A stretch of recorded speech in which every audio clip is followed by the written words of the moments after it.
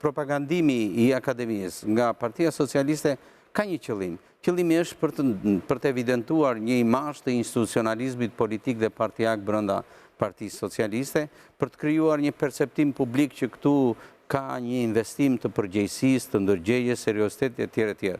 Dhe nuk mendoj se kemi të bëjmë me një cikël leksionesh për modulet e sjelljes dhe në mënyrë të veçantë të përgjegjësisë parlamentare.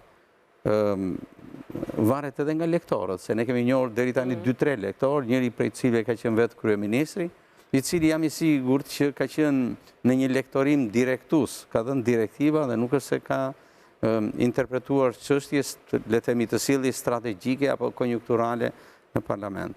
Unë nuk se besoj kaq shumë.